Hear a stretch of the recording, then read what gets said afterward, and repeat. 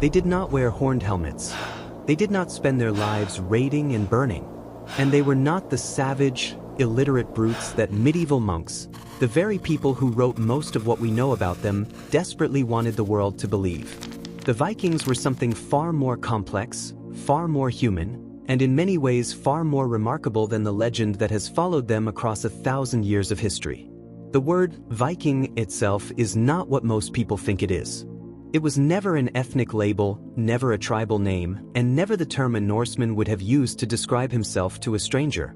In Old Norse, the word Vikingur referred specifically to the act of going on a sea expedition, often for trade or raiding, and it described an activity, not a people. A man who went a Viking was a man who had gone out on such a voyage. When he returned home to his farm, his family, and his daily life, he was no longer a Viking in any meaningful sense of the word. The people we now broadly call Vikings called themselves Norsemen, Danes, or simply identified by their regional homeland. The romantic, all-encompassing label we use today was largely a construction of later centuries, shaped more by 19th century nationalism and romantic literature than by anything resembling historical self-identification. The world the Norse inhabited was not a monolithic Scandinavian culture.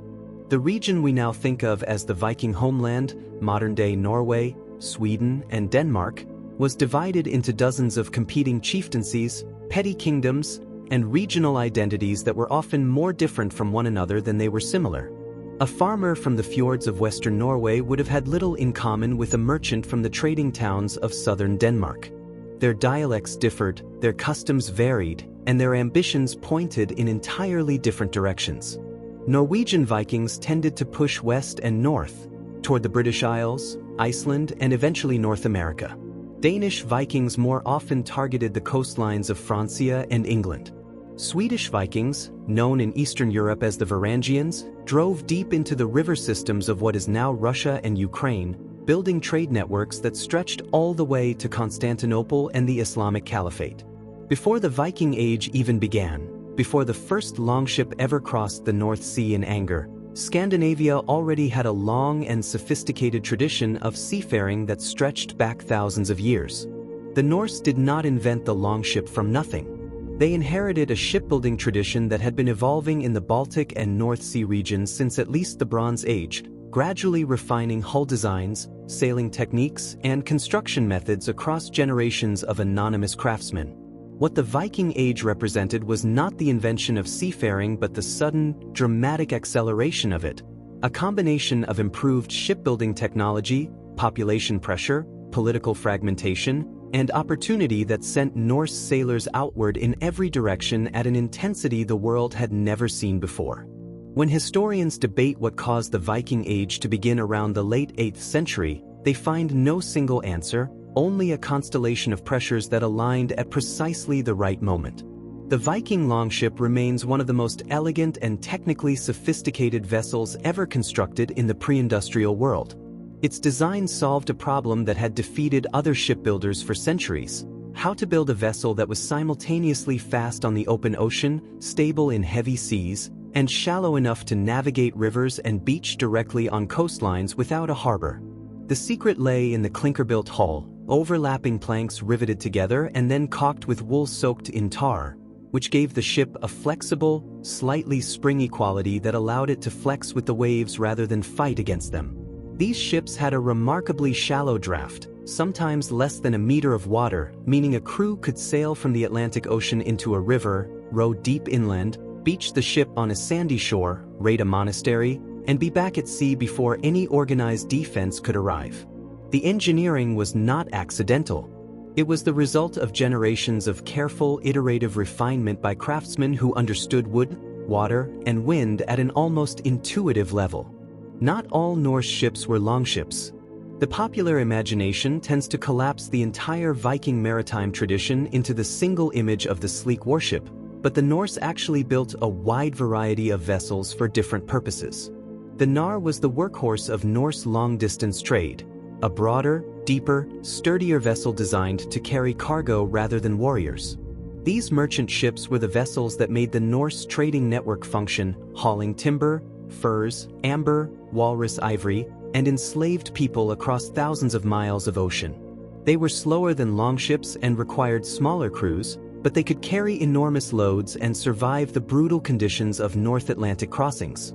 It was a nar, not a longship, that carried the Norse settlers to Iceland and Greenland, loaded with livestock, tools, timber, and the entire material culture needed to establish a colony in a landscape that offered almost none of the familiar resources of Scandinavia. The raid on the monastery of Lindisfarne in 793 CE is traditionally cited as the opening act of the Viking Age, a moment so violent and unexpected that it sent shockwaves through the entire Christian world of Europe. The monastery sat on a small tidal island off the northeast coast of England, a place of profound religious significance and considerable wealth, exactly the kind of target that made strategic sense to raiders who knew how to move fast by sea.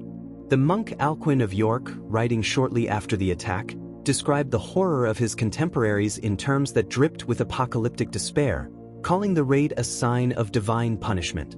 What he could not have known was that this was not an isolated incident but the opening pressure of a sustained Norse expansion that would reshape European history over the next 2.5 centuries. Lindisfarne was not a beginning planned by anyone. It was simply the first moment the rest of Europe was forced to notice what was happening in the north. The violence of Viking raids was real, documented, and undeniable, but it has been systematically overstated in ways that have distorted our understanding of the Norse for centuries.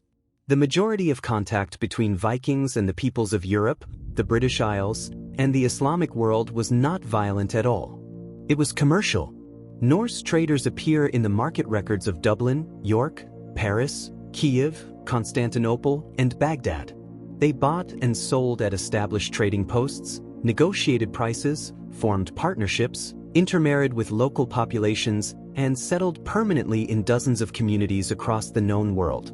The image of the Viking purely as a raider is a product of the sources we have inherited, primarily monastic chronicles written by men who had every reason to emphasize the violence they witnessed and no reason to document the entirely ordinary commercial transactions that made up the majority of Norse activity abroad.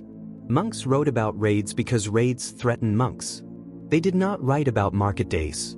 The Norse economy was deeply and fundamentally built on slavery. This is one of the aspects of Viking civilization that modern popular culture tends to either ignore or dramatically underplay, but the evidence is overwhelming. The Old Norse word ar, from which the English word thrall derives, referred to an enslaved person, and thralls were a ubiquitous presence throughout Norse society, used as agricultural laborers, domestic servants, and skilled craftspeople. Raiding for captives was as economically important as raiding for silver, and the slave trade that ran from the coasts of Ireland, England, and Francia eastward through the Norse trading networks to the markets of Constantinople and Baghdad was one of the most lucrative enterprises in the entire Viking Age economy. Archaeological evidence from Scandinavia shows that thralls were sometimes buried alive or killed at the funerals of their owners, and several textual sources describe the practice of sacrificing enslaved people at elite burials, a grim testament to the absolute nature of their subjugation within Norse society. The social structure of Viking Age Scandinavia was divided into 3 broad classes, though the boundaries between them were more permeable than in many other contemporary societies. At the top were the jarlar, the jarls or nobility, men of inherited wealth, land, and political power who commanded the loyalty of warriors and controlled significant resources. Below them were the carlar, the free farmers and craftspeople who formed the backbone of Norse society, men and women who owned their land, bore arms, participated in the thing assemblies, and could rise or fall in status through skill, luck, and martial success. At the bottom were the thralls, the enslaved, who had no legal standing, no political voice, and no protection beyond the practical economic interest their owners had in keeping them alive and functional. What made the Norse system unusual was the degree to which the middle class, the carlar, retained genuine political agency. The thing assembly, where free men gathered to settle disputes, make laws, and decide matters of communal importance, gave even relatively ordinary farmers a voice in governance that was rare in the medieval world. The thing assembly, the ing in Old Norse, was one of the most remarkable political institutions of the Viking Age, and its influence on later democratic traditions in Northern Europe and beyond deserves far more recognition than it typically receives. At its most local level, the Thing was a gathering of free men from a district who met at regular intervals to resolve legal disputes, announce new laws, and hold trials for crimes. At its most expansive, it could become a national institution. The Icelandic Althing, established in 930 CE, is generally recognized as one of the oldest parliaments in continuous existence in the world. Men traveled considerable distances to attend these assemblies, which were also social occasions, opportunities for trade, the settlement of feuds, and the arrangement of marriages. The decisions made at things were binding, and a man who refused to abide by a thing's judgment could be declared an outlaw, a legal status that in Norse society meant the loss of all rights and protections, leaving a man killable by anyone without legal consequence. Outlawry in the Norse legal system was not merely a punishment, it was a kind of social death. To be declared an outlaw by a thing assembly meant that the community had formally withdrawn from any obligation to protect you. You could not be housed, fed, or assisted by anyone without that person risking legal sanction. You lost all claims to your property, your land, and even your name in a legal sense. Full outlawry was distinguished from lesser outlawry, in which a man was exiled for a fixed period, typically 3 years, before being allowed to return, and many of the most famous figures in the Norse sagas were men who had been outlawed and were living the consequences. Eric the Red, the Norse explorer who discovered and colonized Greenland, was outlawed from Iceland for manslaughter. His exile from Iceland, rather than breaking him, sent him westward into the North Atlantic, where he found something no European had recorded before. His punishment, by accident of geography and ambition, became one of the great journeys of exploration in human history. Iceland itself was not discovered by accident, or at least not entirely. The Norse colonization of Iceland, which began in earnest around 874 CE, was the result of a combination of deliberate exploration, accidental discovery, and the very specific social pressures of 9th century Scandinavia. The traditional account preserved in the Landnámabók, the Book of Settlements, names Ingólfur Arnarson as the first permanent Norse settler, but the text also acknowledges that Irish monks, known in Norse sources as paper, had been living in Iceland before the Norsemen arrived. These monks fled when the Norse came, finding the company of sea-raiding pagans incompatible with the contemplative life they had been living at the edge of the known world. What the Norse found in Iceland was a large, fertile enough island, at least along the coastlines, with no indigenous human population to displace, abundant fishing, some timber, and pasture land that could sustain a significant population of cattle and sheep. Within 60 years of Ingólfur's arrival, the island had attracted enough settlers that all the available land had been claimed. The Norse discovery of North America predates Christopher Columbus by approximately 500 years, a fact that is no longer seriously disputed by historians and has been confirmed by archaeological evidence at the site of L'Anse aux Meadows in Newfoundland, Canada. The sagas tell the story in two slightly conflicting versions, the Groenlandinga Saga and Eirik Saga, both written down centuries after the events they describe. The explorer most associated with the discovery is Leif Erikson, son of Eric the Red, who is said to have sailed southwest from Greenland sometime around 1000 CE and reached a land he called Vinland, usually interpreted as referring to the presence of wild grapes or berries. The settlement at L'Anse aux Meadows, excavated beginning in the 1960s by the Norwegian explorer Helge Ingstad and his archaeologist wife and Stein Ingstad, confirmed that Norse people had indeed been present in North America, constructing buildings and working iron at a site that dates to approximately the year 1000. Why they did not stay is a question the sagas answer in terms of conflict with the indigenous people they called Skrælings, a word whose exact meaning remains debated but which was clearly used dismissively. The Norse relationship with the indigenous peoples of North America, brief, violent, and ultimately unsuccessful, stands in sharp contrast to the longer and more complex interactions they had with the peoples of the British Isles and the Frankish territories.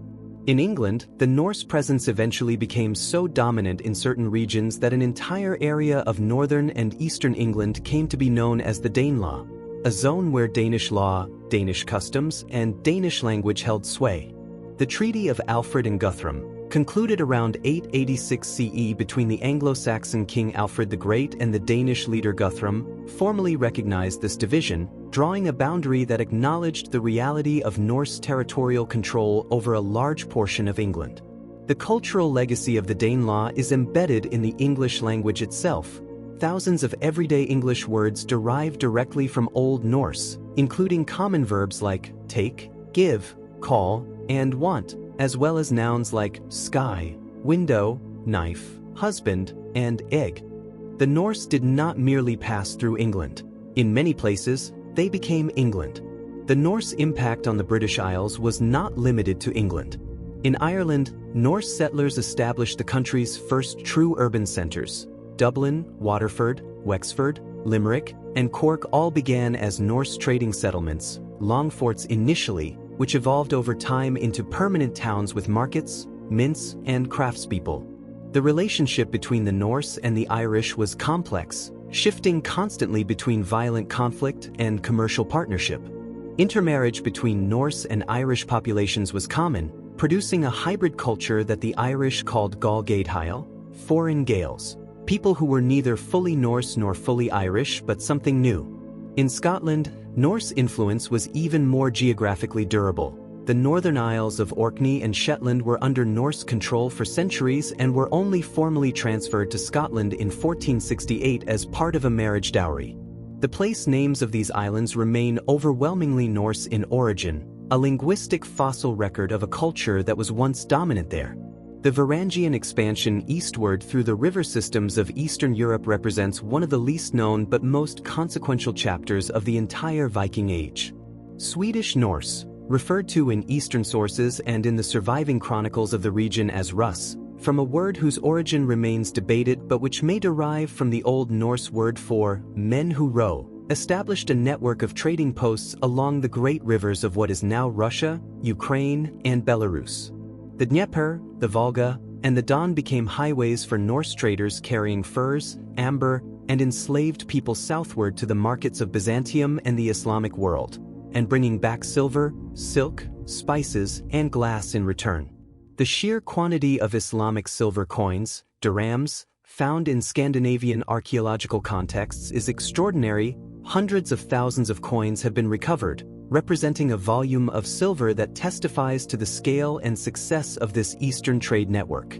The founding of Kievan Rus, the medieval state that is claimed as a common ancestor by both Russia and Ukraine, is deeply entangled with this Varangian presence, though the exact nature of the Norse role in its founding remains politically sensitive and historically contested. Constantinople, the great Byzantine city at the crossroads of Europe and Asia, which the Norse called Miklagar, the Great City, exercised a profound and lasting fascination on the Norse imagination.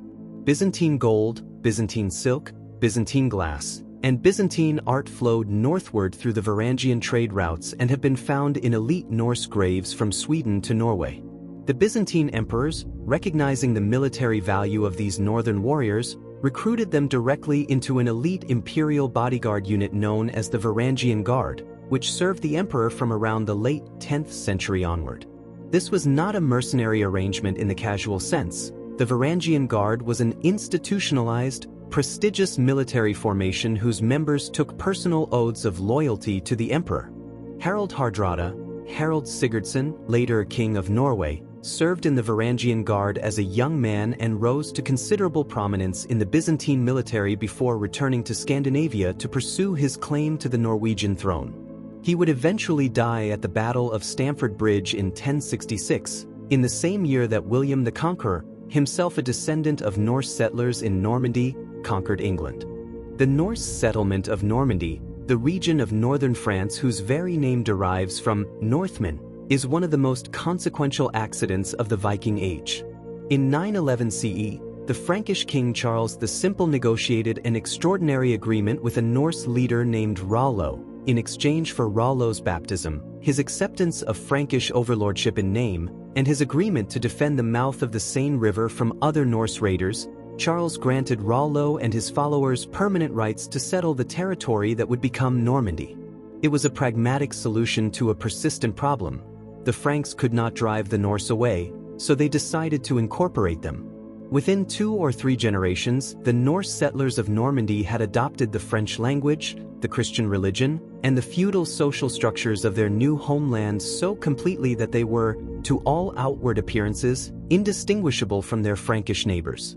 But they retained their ambition, their military organization, and their seafaring tradition, and it was from this Normanized Norse culture that William the Conqueror launched his invasion of England in 1066, changing the English language and political structure forever. Norse religion, the complex, polytheistic system of beliefs that modern people tend to know primarily through the simplified versions presented in popular culture, was a living, evolving tradition rather than a fixed theological system. There was no sacred text, no unified clergy with institutional authority, no single orthodox interpretation of the myths. The stories of Odin, Thor, Freyr, Frigg, Loki, and the other divine figures existed in numerous regional variants, told and retold by skalds and ordinary people across the Norse world, accumulating contradictions and local color as they traveled. What the Norse religious tradition had instead of institutional theology was a deep emphasis on practice, on the correct performance of sacrificial rituals, on the maintenance of relationships with divine powers through gifts and offerings, on the acknowledgement of forces that permeated the natural world. A Norse farmer who neglected the proper sacrifices at the appropriate times of year was not a skeptic or a heretic, he was simply a bad farmer, because the relationship with divine powers was understood to be as practically necessary as the relationship with soil and weather. Odin, in Old Norse, the Allfather, the god of wisdom, war, poetry, and death, was one of the most complex and morally ambiguous divine figures in any world mythology. Unlike Thor, whose appeal was broad and whose character was relatively consistent, Odin was a god of contradictions. A seeker of wisdom who had sacrificed his own eye for a drink from the well of cosmic knowledge, a warrior god who nevertheless valued cunning over strength, a patron of kings who was also known to betray those same kings when their time came. The myth of Odin hanging himself on the world tree Yggdrasil for 9 days and 9 nights, pierced by his own spear, in order to gain the knowledge of the runes, encodes a theology in which wisdom is achieved only through suffering and self-sacrifice. Odin was also the god most associated with Seer, a form of Norse magic, and his practice of it was considered unmanly by conventional Norse standards, a transgression of gender boundaries that the texts acknowledge openly and that scholars have found deeply revealing about Norse attitudes toward gender, power, and knowledge. Thor, in Old Norse, was by most measures the most widely worshipped of the Norse gods, the deity whose name appears most frequently in Scandinavian place names and personal names, and whose symbol, the hammer Mjolnir, has been found in archaeological contexts from Iceland to Russia. His appeal was immediate and practical. Thor was the god of thunder, of storms, of the protection of agricultural communities, and of the straightforward exercise of physical power in service of order. Where Odin was subtle and unreliable, Thor was direct and dependable. He killed giants, the forces of chaos that threatened the ordered world, with his hammer, and he did so with a lack of psychological complexity that made him accessible to ordinary people in a way that the capricious Allfather never quite was. The discovery of a 10th century mold from Trengarden in Denmark that could produce both Christian crosses and Thor's hammer pendants side by side in the same casting session speaks volumes about the pragmatic, syncretic approach to religious change that characterized much of the conversion period. Craftspeople were simply hedging their bets across theologies. Loki, the trickster figure of Norse mythology, resists easy categorization in ways that have fascinated scholars and storytellers for centuries. He was not a devil figure in any straightforward sense, not a straightforward embodiment of evil, but something far stranger, a shapeshifter and a boundary crosser who moved between worlds and identities with a fluidity that the Norse found both useful and deeply threatening. In the earlier mythological texts, Loki is an ambiguous companion to the gods, solving problems as often as he creates them, his cleverness enlisted in the service of divine order even as his fundamental nature tends toward disruption. But the later mythological tradition, particularly as preserved in the Eddic poems and Snorri Sturluson's 13th century prose synthesis, presents a Loki who has become purely destructive, bound beneath the earth in punishment for his role in the death of Balder, destined to break free at Ragnarok and fight against the gods in the final apocalyptic battle. Whether this darker Loki is a genuine development of ancient tradition or partly a product of Christian theological influence on a culture in the midst of religious transformation remains one of the genuinely open questions in Norse studies.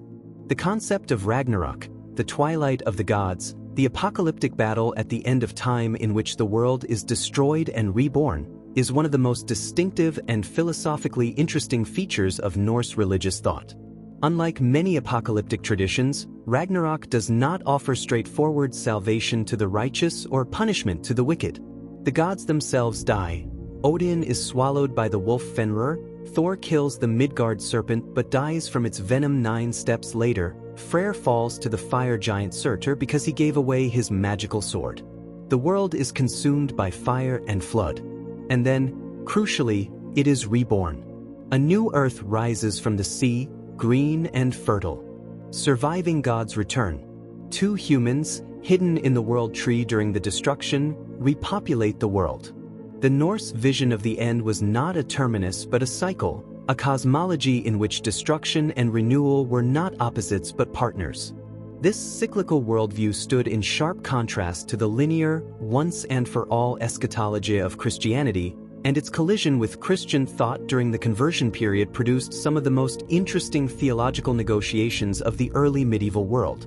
The Norse concept of the afterlife was not a single unified theology but a collection of overlapping and sometimes contradictory traditions. Valhalla, the Hall of the Slain, where warriors chosen by Odin feasted and fought endlessly in preparation for Ragnarok, is the most famous, but it was never the only destination for the Norse dead. Those not chosen by Odin might go to Folkvanger, the field ruled by the goddess Frigg, or to Hell. Not a place of punishment in the Christian sense, but simply the realm of the ordinary dead, presided over by a being of the same name. Drowned men went to the Hall of the sea goddess Ran. The dead were also understood to remain connected to the living in other ways, as ancestors who could be appeased or consulted, as presences within burial mounds that retained a kind of vitality, as forces that could help or harm the living depending on how well they had been honored. This complex, multi-layered approach to death and the afterlife is visible in the extraordinary diversity of Norse burial practices, which varied enormously by region, period, and the social status of the deceased. Norse burial practices are among the most archaeologically rich and culturally revealing aspects of Viking Age civilization. The popular image of the Viking ship burial, a warrior sent to the afterlife aboard a burning vessel on the water, is largely a myth in its literal form. Ship burials did exist and were genuinely practiced, but they were carried out on land, not at sea.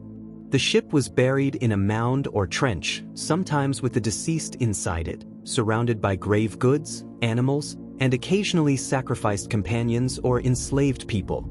The Oseberg ship burial, excavated in Norway in 1904, contained 2 women, one older, one younger, surrounded by an astonishing array of objects: textiles, kitchen equipment, agricultural tools, carved wooden objects of extraordinary artistry, and a fully intact longship. The identity of the principal burial remains debated, but the wealth and care invested in the burial speaks to the very highest levels of Norse society. Not everyone, of course, received such treatment. Ordinary Norse men and women were more likely buried in simple graves with a modest selection of personal objects, or cremated, or interred in marked fields, the full spectrum of burial practice reflecting the full spectrum of Norse social reality. The Oseberg ship and its grave goods have revealed more about Norse material culture and artistic tradition than almost any other single find. The carved wooden objects recovered from the burial, bedposts, cart, sleds, and animal head posts whose function remains debated, display a level of artistic sophistication that completely overturns any notion of Norse culture as aesthetically crude. The style, now called the Oseberg style by art historians, features densely interwoven animal forms, their bodies twisted and intertwined in complex compositions that reward close examination with constantly shifting visual revelations. This was not decorative art in any superficial sense. It was a visual language encoding meaning and status in a form that would have been instantly readable by those who knew how to look. Norse art across the entire period of the Viking Age went through a series of stylistic phases, from the Østberg style through the Boar, Jelling, Mammon, Ringerike, and finally in styles, each named for a key find site and each representing an evolution in the visual vocabulary of Norse craft and identity. The role of women in Viking Age society was considerably more complex and, in some respects, more empowered than in many contemporary medieval cultures. Norse women could own property, divorce their husbands under specific circumstances, manage households and farms in their husband's absence, which, given the frequency and duration of Norse voyages, could mean managing effectively everything for extended periods, and participate in legal proceedings. The figure of the husfrige, the house lady, was not a subordinate domestic role but a position of genuine economic and managerial authority. Archaeological evidence supports this textual picture. Women's graves often contain sets of keys, a material symbol of household authority and control over storage and resources. Some women's graves also contain weapons or equipment associated with high-status roles, sparking ongoing debate about the existence of female warriors. The famous Birka grave BJ.581, excavated in the 19th century and long assumed to contain a male warrior because of its military grave goods, was genetically confirmed in 2017 to contain a biological female, a finding that has generated enormous academic discussion about gender, identity, and the assumptions we bring to archaeological interpretation. The question of female warriors, shield maidens as they are sometimes called, or skjoldmur in Old Norse, is one of the most actively debated topics in contemporary Viking studies. The textual evidence is ambiguous. The sagas contain references to women who fight, and several of the Eddic poems feature female figures in martial roles, but it is often unclear whether these descriptions reflect historical reality, literary convention, mythological tradition, or some mixture of all three. The Birka grave finding has renewed serious attention to the possibility that at least some women in the Viking Age occupied formal martial roles, though the scholarly debate about what exactly that means, whether they led armies, fought in raids, commanded warriors, remains unresolved. What is clear from both the textual and archaeological record is that Norse society had a more flexible relationship to gender categories than the Christian medieval world that surrounded it, and that female authority in certain domains was not merely tolerated but structurally embedded in how Norse households and communities functioned. Runes, the angular writing system used by the Norse and other Germanic peoples, were far more than a practical alphabet. The very word rune in Old Norse carries connotations of mystery, secrecy, and hidden knowledge, reflecting a widespread belief that runes were not merely letters but objects of power, their forms linked to the same cosmic wisdom that Odin had suffered to obtain.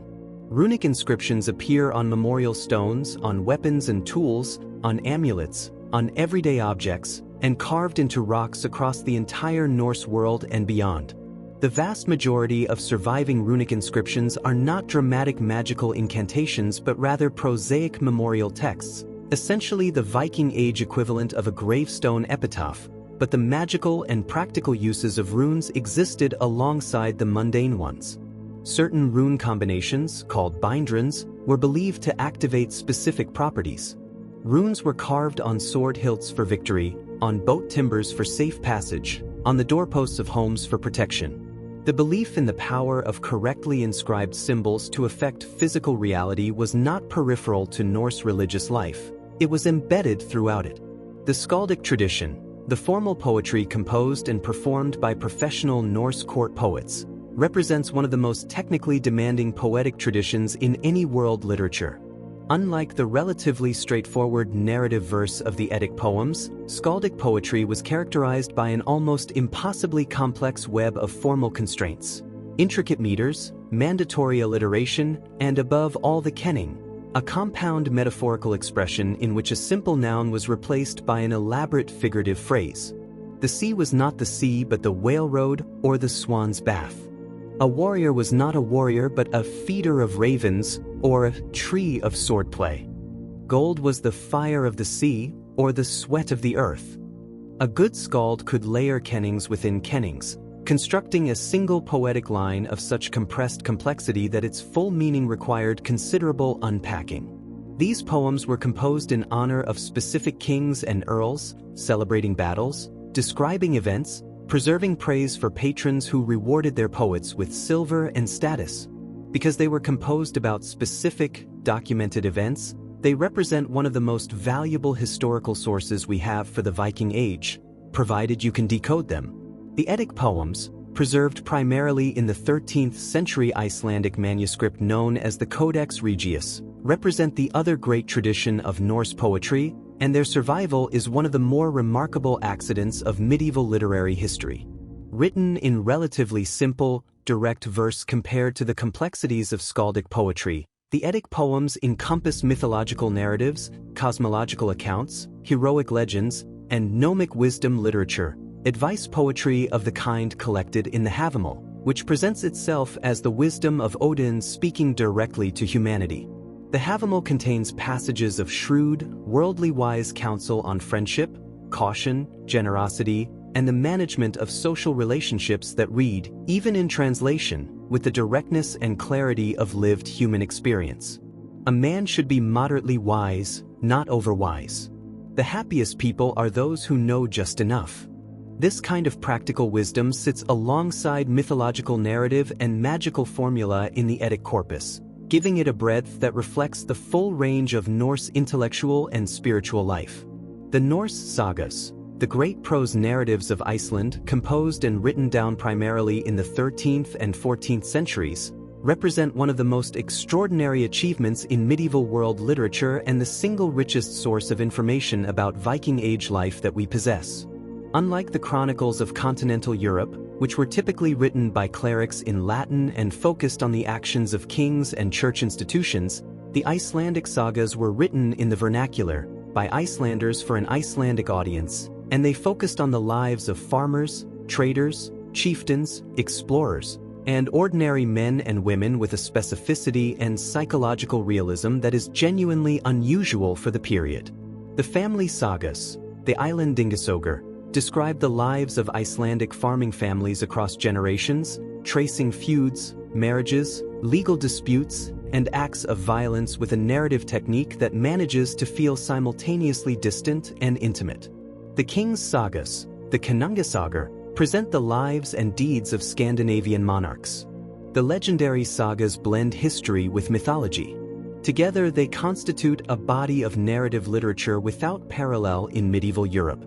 Norse trade networks extended far beyond the dramatic raids and explorations that dominate popular accounts of the Viking Age.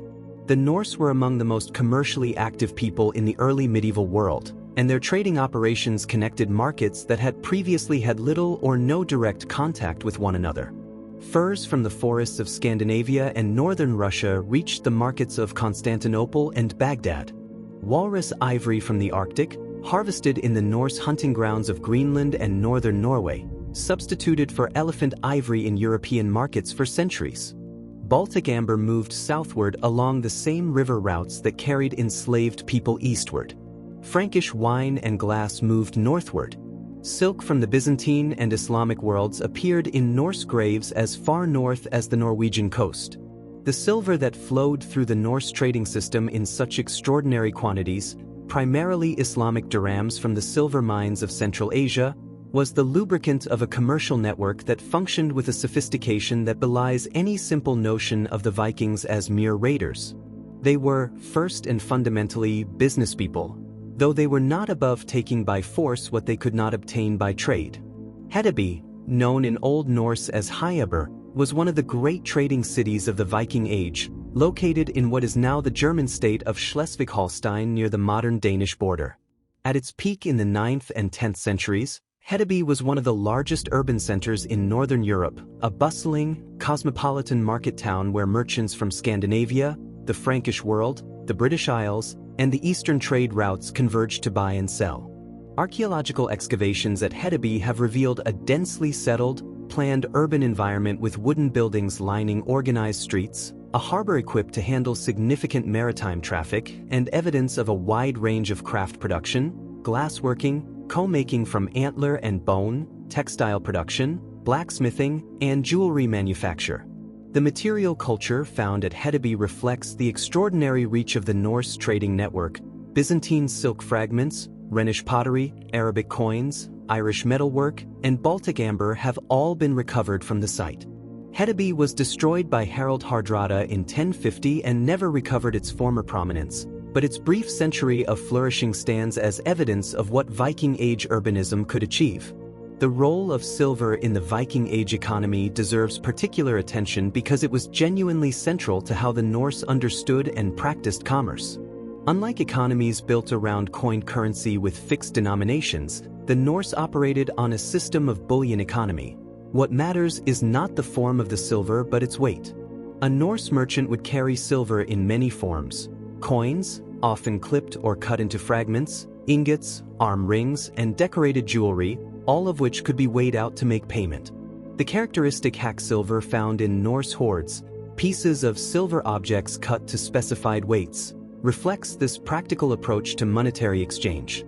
The arm rings of silver that Norse leaders gave to their followers were not merely decorative status symbols. They were portable wealth in a form that could be broken apart and weighed out as payment when needed. The extraordinary density of silver hoards found across the Norse world, buried deposits that were apparently never recovered by their owners, gives archaeologists a detailed picture of wealth levels and commercial activity across different regions and periods of Viking Age history. The conversion of the Norse world to Christianity was not a sudden event but a gradual, uneven, and frequently politically driven process that played out differently across different regions over roughly 2 centuries, from the late 9th to the late 11th century. In England and Ireland, contact with Christian populations and the practical advantages of belonging to the same religious community as trading partners accelerated the process. In Scandinavia itself, the conversion was often imposed from above. Kings who had adopted Christianity used it as a tool of political centralization, associating the new faith with royal authority and using Christian ecclesiastical structures to extend administrative reach into previously autonomous regions. Harald Bluetooth of Denmark, who famously claimed on the Great Jelling runestone to have made the Danes Christian, was almost certainly motivated as much by political calculation as by spiritual conviction. The resistance to conversion was real. There were genuine martyrs among the missionaries, genuine violence surrounding forced baptisms, and genuine political conflicts between Christian kings and pagan chieftains. But the conversion also proceeded, in many cases, through a pragmatic syncretism, the blending of old and new practices, that left traces visible in Norse Christian art, burial practice, and literature for generations. The Jelling stones, 2 enormous decorated runestones standing in the churchyard of Jelling in Jutland, Denmark, represent one of the most important and revealing monuments of the entire Viking Age conversion period. The smaller stone was raised by King Gorm the Old in memory of his wife Thyra. The larger stone was raised by their son Harald Bluetooth in memory of both parents, and its inscription makes the extraordinary claim that Harald had won for himself all of Denmark and Norway and made the Danes Christian. The larger Jelling stone is decorated with 3 carved panels, a runic inscription, an image of a great beast entangled with a serpent, and, on the third face, a figure of Christ, arms outstretched, surrounded by interlacing ornament, which is understood as one of the earliest depictions of Christ in Scandinavian art. The stone thus encodes in its very form the cultural negotiation of the conversion period, the Old Norse artistic vocabulary of animal interlace applied to the new subject matter of Christian iconography, commissioned by a king presenting himself simultaneously as the heir of Norse tradition and the champion of the new faith. Iceland's conversion to Christianity in the year 1000 CE is one of the more remarkable political events of the Viking Age, recorded in the sagas with a specificity that gives it an almost theatrical quality. The Icelandic Althing, the National Assembly, was facing a genuine political crisis. The Christian and pagan factions within Iceland were increasingly polarized, and violence seemed possible. The solution was characteristically Icelandic. The 2 sides agreed to submit the question to the Lgskummer, the law speaker, a man named Orgeir Svetningagoy, who happened to be himself pagan. Orgeir withdrew under his cloak for an entire day and night, refusing to speak or eat, apparently in the traditional Norse posture of deep deliberation.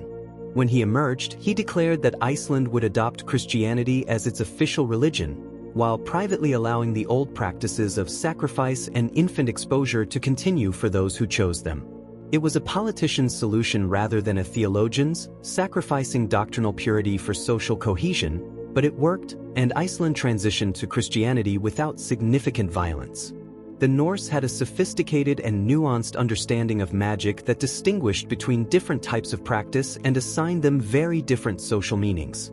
Seer, the most prominent form of Norse magic, was associated with divination, fate manipulation, and the ability to project the spirit or send it wandering. It was primarily practiced by women called volver, singular volva, seers or seeresses who traveled between communities, performing rituals in exchange for hospitality and gifts, telling the futures of families and communities, and communicating with forces beyond the ordinary human world. The practice was so strongly associated with the feminine that men who practiced it were subject to the charge of urgy, a social stigma associated with unmanliness and sexual passivity, which makes Odin's acknowledged practice of seer all the more theologically interesting. The Volva figure appears in several of the most important Norse mythological texts, including the poem Völuspá, the prophecy of the seeress, which presents the entire history of the cosmos from its creation to Ragnarok as the account of a Volva summoned by Odin to reveal what she knows. Norse exploration of the North Atlantic was not simply a matter of bold individuals launching themselves into the unknown. It was a systematic, generationally accumulated process of extending knowledge westward across the ocean, each stage building on the discoveries of the previous one. The Faroe Islands were settled by Norse colonists in the 9th century, providing a way station and reference point. Iceland was discovered and settled, providing another. Greenland was found from Iceland, and from Greenland the North American coast was reached. The pattern is one of incremental extension along a chain of discoveries, each new land emerging from the horizon of the previous one during voyages that went slightly further than intended or were driven off course by storms. The Norse navigational technology that made this possible was genuinely impressive. They read the stars, the sun's position measured with a sunstone, a crystal of Iceland spar that polarizes light and can reveal the sun's direction even through cloud cover, the color and temperature of the water, the behavior of birds, the presence of floating vegetation, and the shape of waves and swells shaped by distant land masses. Navigation was a craft transmitted through experience, observation, and accumulated practical knowledge rather than through instruments or charts. The Norse diet was considerably more varied and sophisticated than the popular image of rough Scandinavian simplicity would suggest. Archaeological evidence from Norse settlements and middens, the refuse heaps that are archaeologists' best friends, reveals a diet that drew on a remarkably wide range of resources. Fish was a staple. Herring, cod, and other sea fish were consumed fresh, dried, salted, and smoked in enormous quantities, and the Norse fishing industry was a significant economic enterprise. Beef, pork, mutton, and horse were all consumed, along with wild game including deer, elk, and birds. Dairy products, butter, cheese, and skyr, a strained yogurt-like product that is still consumed in Iceland today, were important caloric sources. Grains, primarily barley and rye, formed the basis of breads and porridges. Wild plants, berries, and nuts supplemented cultivated crops. In urban trading centers like Hedeby and Birka, access to imported goods, Frankish wine, exotic spices from the eastern trade routes, luxury foods of various kinds, added further complexity to the diets of the wealthy. The Norse ate well by the standards of the early medieval world, and their physical stature, as measured from skeletal remains, reflects a generally adequate nutritional base. The Norse relationship with alcohol was deeply embedded in both their practical daily life and their ritual and social traditions. Mead, honey wine, was the most prestigious drink, associated with divine gifts, poetic inspiration, and warrior culture. The myth of the mead of poetry, in which a magical drink brewed from the blood of the wisest being in creation confers the gift of perfect eloquence on whoever drinks it, encodes the cultural belief that verbal artistry was a literally divine intoxication. But mead required honey in quantity, making it expensive and associated with high-status occasions. Ale was the everyday drink, brewed from grain and consumed in vast quantities by men, women, and children alike. partly because the fermentation process made it safer to drink than the often contaminated water supplies of the medieval world.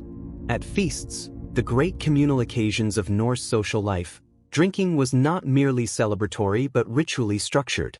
The passing of the communal cup, toasts drunk to specific gods or honored dead, the performance of skaldic poetry in the hall, all of these were elements of a social ritual through which status was displayed, alliances were affirmed, and the community constituted itself around the shared act of drinking together. The Norse longhouse, the primary domestic structure of Viking Age Scandinavia, was a remarkable piece of vernacular architecture that housed not just a family but an entire social and economic unit under a single roof. These structures ranged in size from relatively modest buildings of 15 or 20 meters to genuinely enormous halls of 80 meters or more, their size a direct reflection of the social status and wealth of their inhabitants. The construction was typically of wood, timber frame with walls of wattle and daub, horizontal planking, or turf depending on local availability of materials, with a roof of turf or thatch. Inside, the longhouse was organized around a central hearth that ran along the length of the building, with raised platforms along the sides that served as sleeping benches and work surfaces by day.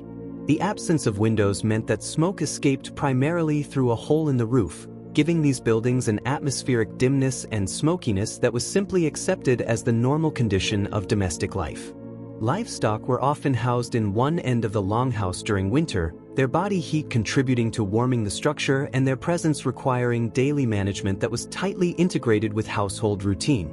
The Norse practice of fostering children, sending children to be raised in another family's household, often that of a social superior, was a crucial mechanism for building alliances, managing relationships, and transmitting practical skills across social networks.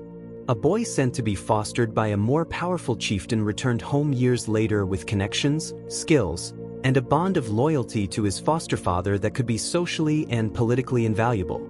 Fostering was distinct from adoption in that it was generally understood to be temporary and socially strategic, though the emotional bonds formed during fostering could be intense and lasting. The sagas are full of foster-brother relationships, the blood brotherhood of men raised together, that in practice often functioned as the most important lateral loyalty bond in a man's life, stronger in many narrative situations than the bonds of biological brotherhood. Fostering also moved in the other direction. A less powerful family might send a child to a more powerful household as a way of expressing acknowledgement of the power differential, a form of tribute paid in the most intimate currency possible. Personal hygiene among the Norse was considerably more developed than the stereotype of the unwashed barbarian would suggest.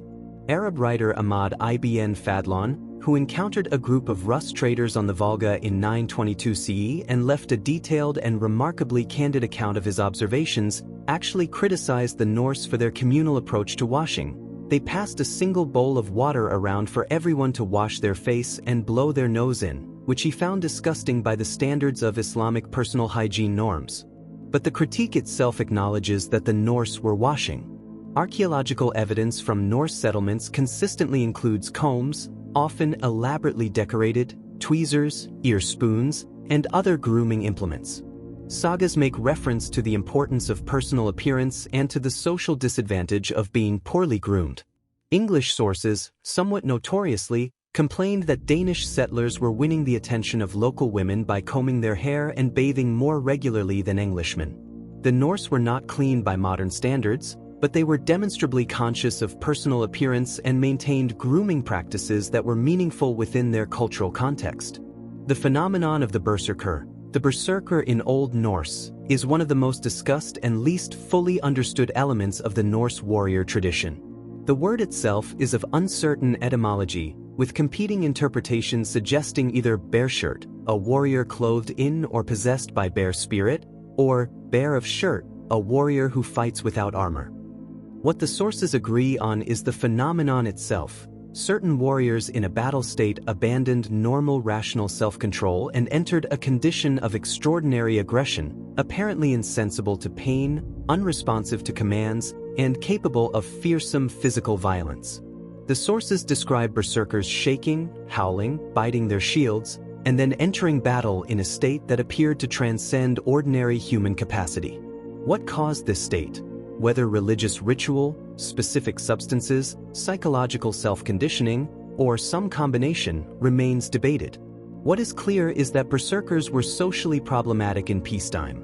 Their capacity for uncontrolled violence made them dangerous community members, and the later law codes of the Christian Norse kingdoms explicitly prohibited berserk behavior and treated it as a legal offense. The Norse legal system's concept of honor, drengskaper or en in its positive and negative forms, was not merely a personal psychological condition but a social and legal status that had concrete material and political consequences. A man's honor determined the legal weight of his testimony, the scale of compensation he was owed for injuries, the social status of his children, and his ability to make binding agreements. To attack a man's honor through words, the insult called en, which carried specific connotations of cowardice and sexual submission, was treated by Norse law as seriously as a physical assault, because in practical terms it was equally damaging.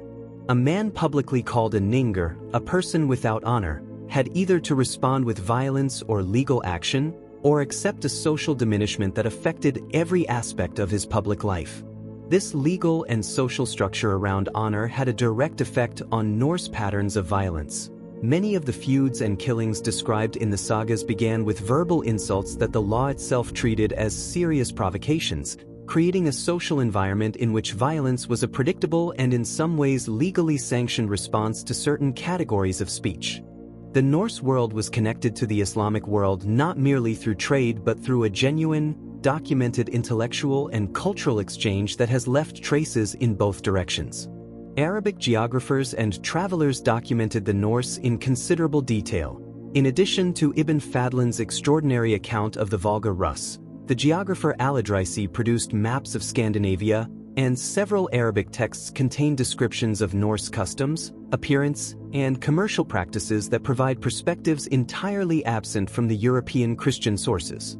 From the Norse side, the sheer volume of Islamic silver in Scandinavian contexts tells a story of sustained commercial engagement, but the material exchange went beyond silver. Arabic words appear in Old Norse. Norse artistic motifs appear in the decorative arts of regions connected to the Norse trading network, and the administrative and social structures of the early Rus state show the influence of Scandinavian institutional models filtered through contact with Byzantine and Islamic political traditions. The Viking Age was, from the perspective of world history, a moment of genuine globalization, a rapid intensification of contact between distant human communities that reshaped all of them in ways that are still visible today. Greenland's Norse settlement, established by Eric the Red around 985 CE and lasting for approximately 500 years before its final collapse, represents one of the most sobering stories of human adaptation and failure in the historical record. At its peak, the Greenlandic Norse community numbered perhaps 3,000 to 5,000 people, organized into two main settlement areas on the island's southwestern coast, herding cattle and sheep, hunting walrus and seals, trading ivory and live polar bears northward to Europe, and maintaining formal ecclesiastical connections to Norway and Rome. They had their own bishop from 1124 CE onward. The community was never self-sufficient in certain critical ways. It depended on imports from Scandinavia for timber, iron, and grain that could not be produced locally. When the commercial value of walrus ivory collapsed following the reintroduction of elephant ivory from African sources in the 14th century, Greenland's primary trading commodity lost its market. The Black Death, which devastated the Norwegian merchant fleet that supplied Greenland, cut the colony's supply lines at a critical moment. When the climate cooled during the Little Ice Age, farming became harder and the encroachment of Inuit populations from the north added pressure. The last definitive record of the Greenlandic Norse is a wedding record from 1408. After that, silence. The myth of Viking horned helmets is so pervasive that it is worth spending a moment on how it came to be, because the history of the myth is itself revealing. Not a single horned helmet has ever been found in a Viking Age archaeological context.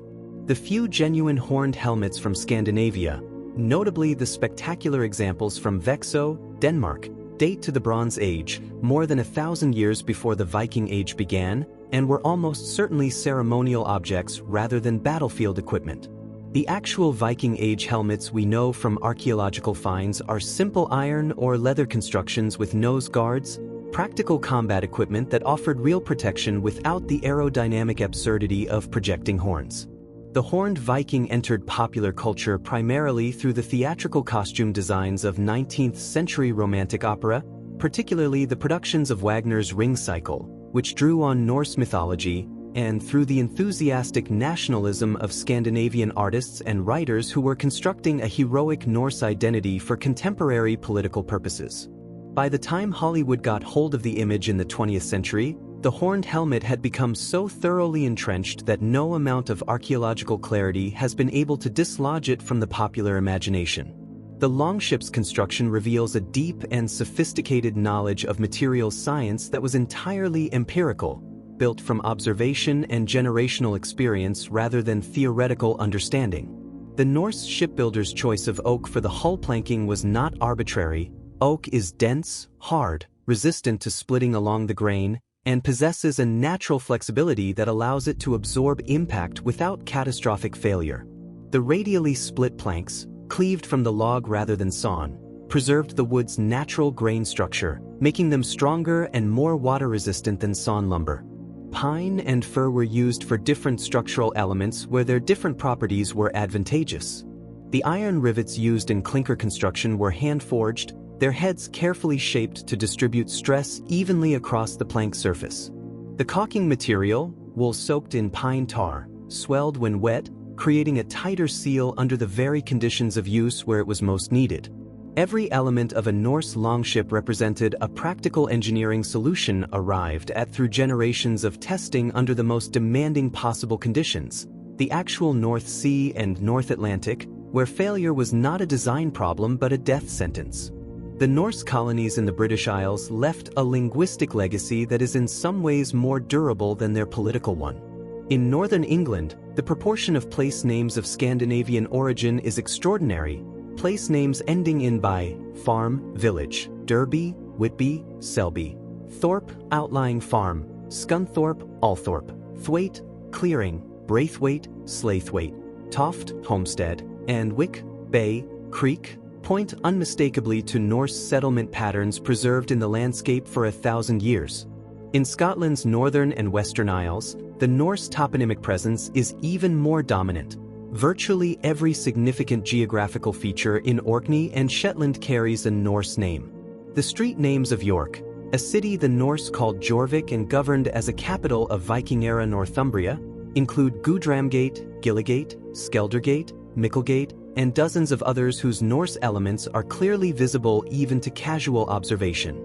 This linguistic fossilization of Norse settlement patterns in the landscape of Britain is among the most vivid and accessible evidence we have for the depth and permanence of Norse cultural impact on the regions they settled. The political history of the Viking Age in England culminates in one of the more remarkable achievements of early medieval governance, the empire of Knut the Great. Knut, a Danish king who conquered England in 1016 after a protracted military campaign against the English King Edmund Ironside, became not merely king of England but eventually king of Denmark, Norway, and parts of Sweden as well, ruling a North Sea empire that stretched from the northern tip of Scandinavia to the English Midlands. What makes Knut's reign historically striking is not simply its geographical extent but its political character. Knut governed England not as a foreign conqueror imposing Norse customs but as an English king operating within English administrative traditions, issuing law codes in English, supporting the English Church, and presenting himself to his English subjects as a legitimate heir to the Anglo-Saxon royal tradition. He attended English church councils, corresponded with the Pope, and went on pilgrimage to Rome.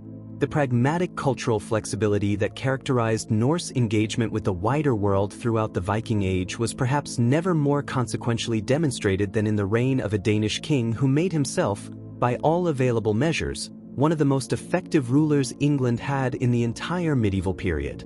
The famous Battle of Stamford Bridge in September 1066 is in many ways the true end of the Viking Age, though historians rarely frame it quite so starkly.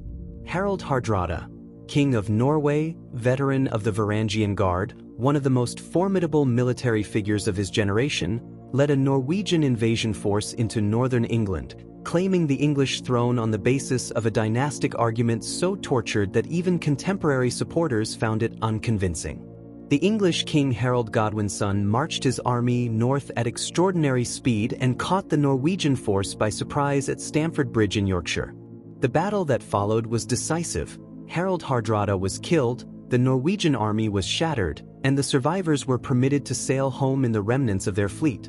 The saga's record that the invasion had arrived in 300 ships and left in 24. 3 days later, news reached Harold that William of Normandy had landed in the south. The forced march back down the length of England, the exhausted army, the battle at Hastings. The chain of events that transformed England had begun with the last serious attempt at old-fashioned Viking conquest, and it ended with the victory of a Norman duke who was himself the descendant of Norse settlers 3 generations removed from Scandinavia. The saga literature preserves detailed descriptions of Norse legal procedure that reveal a society with a sophisticated and in some ways surprisingly modern approach to the management of violence and dispute. The Thing Assembly was not merely a political gathering but a functioning court, and the legal procedures followed at things were elaborate and precise. Cases were presented by lagskommere, men skilled in the law who could recite the legal code from memory, since law was oral rather than written in the early period. Evidence was evaluated, witnesses were examined, and judgments were rendered according to established precedent. Crucially, the Norse legal system preferred compensation over punishment wherever possible. A killing, rather than triggering an automatic legal execution of the killer, could be resolved through the payment of wergild, manprice, a sum calculated according to the social status of the victim and paid to his family in settlement of the claim. This system transformed violence from an act requiring vengeance into a financial transaction requiring negotiation, and while it did not always work, the sagas are full of cases where compensation was rejected and feuds escalated. It provided a framework for de-escalation that was, in practice, frequently used. The Icelandic saga's psychological realism is worth pausing on because it represents a genuine literary achievement that has no clear parallel in the medieval world. The characters who populate the family sagas are not allegorical figures or saints and sinners drawn in broad moral strokes. They are recognizably complicated human beings whose motivations are mixed, whose choices are constrained by social obligation and personal history, and whose fates are often neither just nor unjust in any simple sense. The great saga character Egil Skallagrimsson, poet, warrior, and difficult human being, is simultaneously heroic and monstrous. A brilliant skald who kills a boy in a fit of rage, a loving father who composes a poem of devastating grief when his sons die, a man whose ferocious independence and violence coexist with genuine artistic sensitivity. The saga's apparent refusal to moralize about Egil, to tell us what to think about him, feels startlingly modern, as though the saga author understood something about the irreducible complexity of human character that most medieval literature conspicuously avoids. Norse seafarers developed a practical approach to weather forecasting and environmental reading that was genuinely sophisticated, built from generations of accumulated observation of North Atlantic conditions. They paid close attention to cloud formations, wind direction and strength, sea color, the behavior of marine animals, and the presence of specific bird species at specific distances from shore, information that, in aggregate, allowed experienced navigators to make reasonably reliable predictions about weather and geography without any instruments beyond their own senses. The gannet, for example, was known to range roughly 100 miles from land, making its presence a reliable indicator of nearby coastlines. The color of water changed in detectable ways near river mouths and in shallow coastal areas. Certain cloud formations reliably preceded specific wind patterns.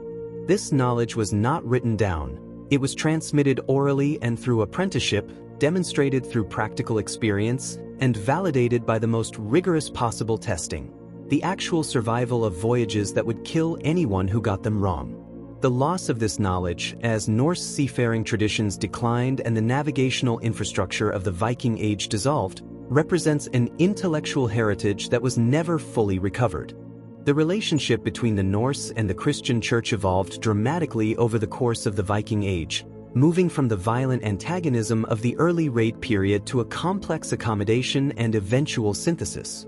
Norse rulers who converted to Christianity gained access to the literate administrative infrastructure of the church, scribes, record keepers, legal scholars, that could significantly enhance their capacity to govern and to project power. The church, in turn, gained access to new populations and new territories, expanding its institutional reach northward into Scandinavia and westward into the Norse Atlantic colonies. The missionaries who worked in Scandinavia were not working in a spiritual vacuum. They were competing with deeply embedded religious traditions, negotiating with politically powerful pagan chieftains, and adapting their message to the specific cultural context of the communities they were trying to reach. The result was a Scandinavian Christianity that retained, for several generations, distinctive local characteristics, a blend of Christian theology and Norse artistic forms, Christian saints mapped onto the functions of Norse deities, Christian ritual calendars calibrated to the rhythms of Norse seasonal life, before gradually converging with the broader patterns of Western European Christianity.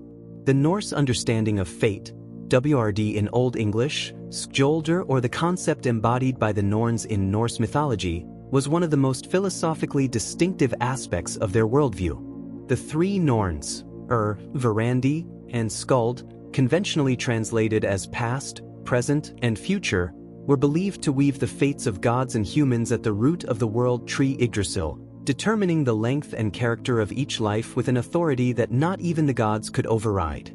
This fatalism, the belief that a man's fate was determined and that attempting to avoid it was futile and perhaps even shameful, coexisted in Norse culture with a fierce emphasis on human agency, courage, and the quality of action in the face of the inevitable. The Eddic hero did not resign himself to fate and stop fighting. He fought all the harder, because dying well in the face of inescapable doom was the only form of victory available to him. This combination of fatalism and fierce agency gives Norse heroic literature its distinctive emotional register, a kind of tragic vitality that has resonated across cultures and centuries. The archaeological excavation of Norse sites has, over the past century and a half, repeatedly and dramatically revised our understanding of what Viking Age civilization actually looked like on the ground. The Gokstad ship, excavated in Norway in 1880, demonstrated that Norse shipbuilding was far more sophisticated than anyone had previously believed. The Birka excavations in Sweden revealed an urban trading community of surprising complexity and cosmopolitan character. The Lance Aux Meadows site in Newfoundland confirmed pre-Columbian Norse presence in North America. The Ridgeway Hill burial pit in Dorset, England, containing the decapitated remains of 54 young men identified by isotope analysis as Scandinavian, provided direct, physical evidence of Norse execution practices in England. The Somme ship burials in Estonia, discovered in 2008, revealed a Viking Age mass burial of warriors from the early 8th century, predating the traditional start of the Viking Age, interred in 2 boats with an extraordinary array of weapons, game pieces, and animal bones, their bodies showing evidence of violent death in a coordinated military engagement. Each new excavation adds detail and complexity to a picture that is still, despite everything, incomplete. The Norse impact on Russian and Ukrainian history through the Varangian trade network and the founding of Kievan Rus is a topic that carries contemporary political weight far beyond its historical complexity. The primary chronicle, the earliest written history of the Rus people, compiled by monks in Kiev in the 12th century, contains the famous invitation of the Varangians episode, in which the Slavic tribes of the region, unable to govern themselves peacefully, invited the Norse leader Rurik to come and rule them. Whether this account reflects historical reality, political mythology, or a combination of both is vigorously debated. What is not seriously in dispute is that Norse traders and warriors were present in the region from at least the 9th century, that they established or contributed to the establishment of several important urban centers including Novgorod and Kiev, and that the ruling elite of the early Rus state was of Norse origin, gradually assimilating to Slavic language and culture over several generations. The name Rus itself, applied first to this Norse trading elite and then to the broader polity and eventually the region, is one of the most consequential naming events in European history, the linguistic seed from which Russia eventually grew. The mythology of the world tree, Yggdrasil, the great ash that stands at the center of the Norse cosmos and connects the 9 worlds of existence, is one of the most elaborately imagined cosmological systems in any world mythology. Yggdrasil's roots reach into 3 realms: Skar, the realm of the gods; Jotunheimr, the realm of the giants; and Niflheimr, the realm of the dead. At its roots sits the Well of where the Norns weave fate, and the Well of Mimir, where Odin sacrificed his eye for wisdom. The great eagle at the top of the tree is in constant conflict with the dragon gnawing at its roots, and the squirrel Ratatoskr runs up and down the trunk carrying messages of mutual hostility between them. Stags graze among its branches. The dew that falls from Yggdrasil becomes the honey that the bees collect. The tree itself is perpetually dying, gnawed, burned, rotting, and perpetually sustained, watered by the Norns and by the white clay from the sacred spring. This image of a cosmos in constant, dynamic tension between the forces of order and decay, sustained only by continuous effort and attention, encodes a deeply pessimistic but also deeply realistic understanding of the relationship between structure and entropy. The use of animal motifs in Norse art was not purely decorative but carried semantic weight that would have been immediately legible to a Norse audience. The raven, Odin's birds Hugin and Munin, thought and memory, appeared on banners, shields, and runestones as a symbol of the Allfather's presence and the battlefield's harvest of the dead. The wolf carried associations with Fenrir and with the dangerous, liminal space outside the ordered community. The snake or serpent, endlessly coiled and biting its own tail, represented the cyclical nature of time and the Midgard serpent's encirclement of the known world. The horse was sacred to the fertility god Freyr and appears in ritual contexts that suggest genuine religious reverence. The bear carried associations with strength, transformation, and the berserker tradition. These were not merely decorative choices. They were a visual vocabulary through which Norse craftspeople encoded cosmological meaning into everyday objects, making the mythological present in the material, the divine legible in the decorated surface of a sword hilt, a brooch, or a carved doorpost. The Norse sagas contain some of the earliest and most detailed accounts of what would now be called exploratory or scientific observation of the natural world. When Norse settlers arrived in Iceland and began recording their observations of the landscape, they noted geological features, geysers, hot springs, volcanic activity, with a specificity that reflects genuine curiosity about natural phenomena rather than purely mythological interpretation.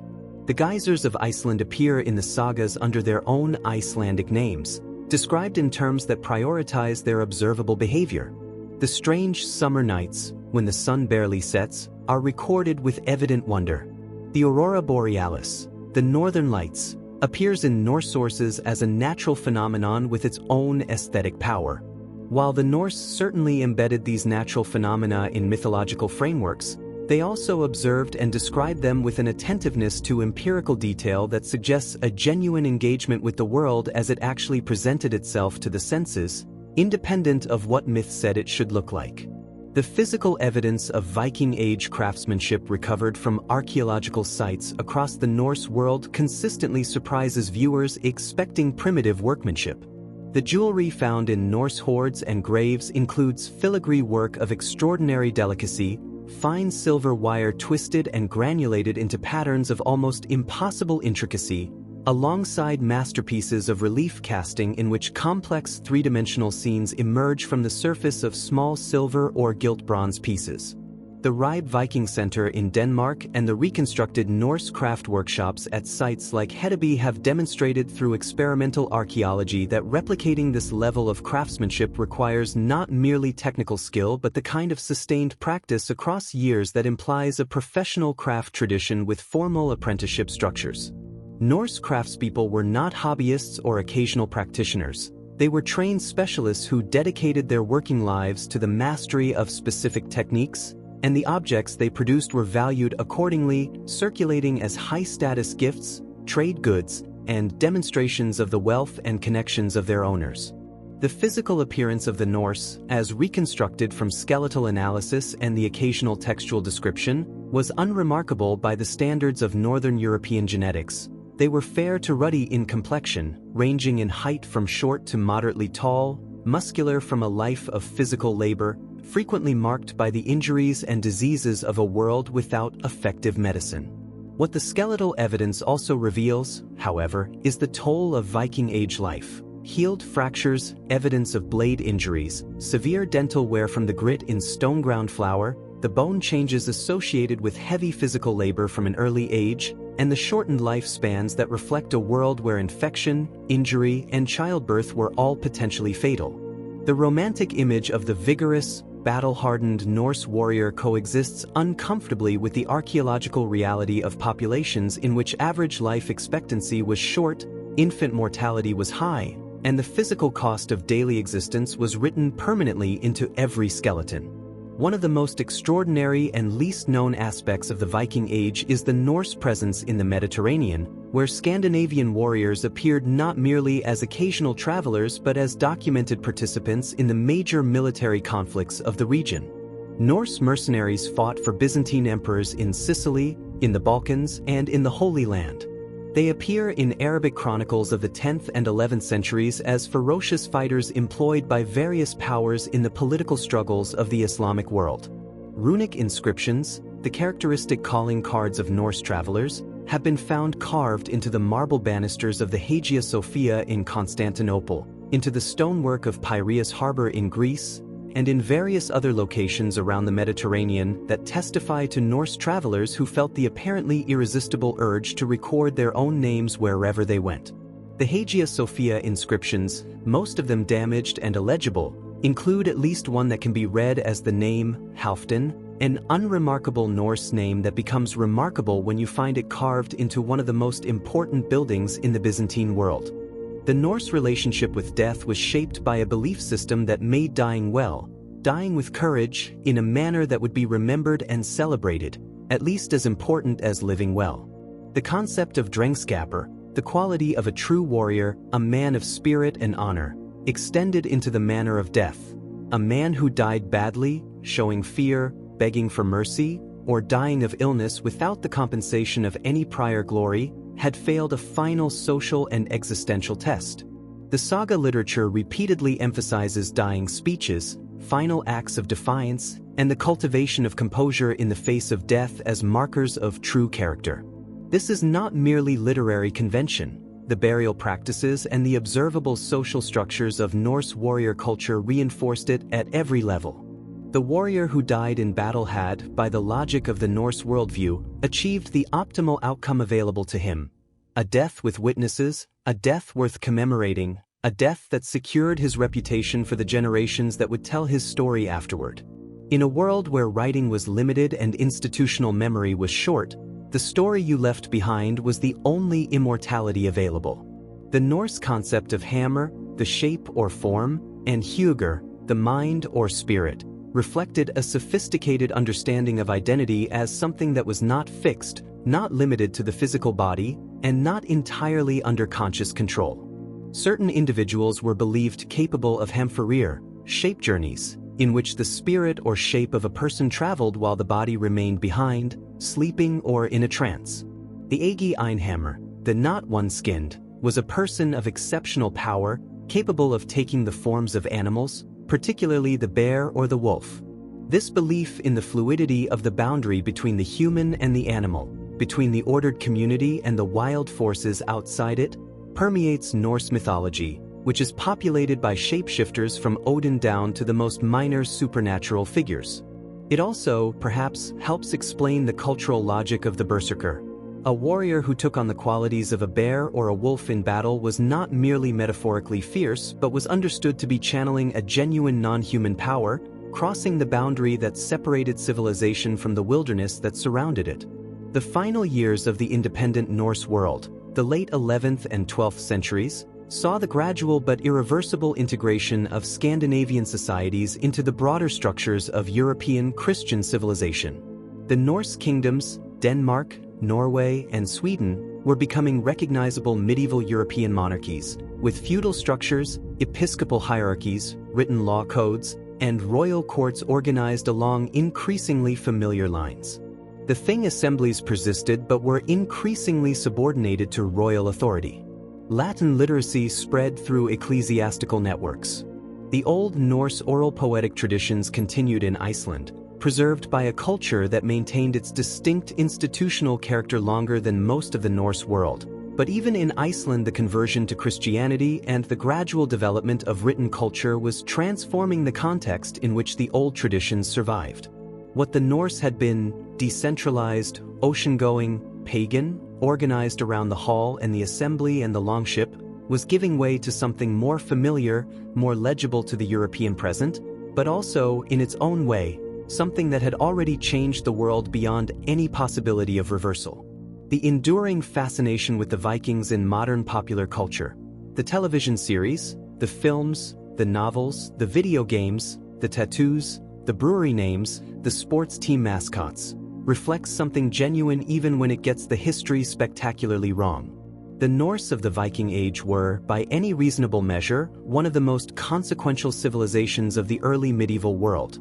They connected distant regions of the globe through trade and exploration, they planted colonies on 4 continents, they contributed founding elements to the political and linguistic structures of a dozen modern nations. They produced a literature of real psychological depth and narrative sophistication, and they did all of this from a relatively small population base in a geographically challenging environment over a period of roughly 2.5 centuries. The horned helmet fantasy obscures all of this, but the fascination that generates it is pointing, however clumsily, at something real, at a culture of genuine dynamism, ambition, and achievement that deserves to be understood on its own terms rather than through the distorting lens of romantic myth. And yet the myth matters too, because the history of how the Vikings have been imagined, by medieval monks, by 19th century romantics, by 20th century filmmakers, by contemporary television producers, is itself a story about how human beings use the past to tell stories about themselves. The terrifying Norse raider of the monastic chronicles was a moral lesson about divine punishment and Christian vulnerability. The heroic Viking of 19th century Scandinavian nationalism was a claim about the deep roots of Nordic identity and the right of northern peoples to their own heroic history. The complex, morally ambiguous Norse figure of contemporary prestige television is a reflection of our own moment's interest in deconstructing simple narratives and acknowledging the full contradictory humanity of historical actors. Each era gets the Vikings it needs. What remains constant, beneath all the layers of projection and invention, is the actual record, fragmentary, contested, incomplete, of real people who lived real lives in a world that was genuinely extraordinary, who sailed into genuine unknowns with genuine courage and genuine ruthlessness, and who left traces in the landscape, the language, and the DNA of the modern world that are still, if you know how to look for them, clearly visible 1,000 years later.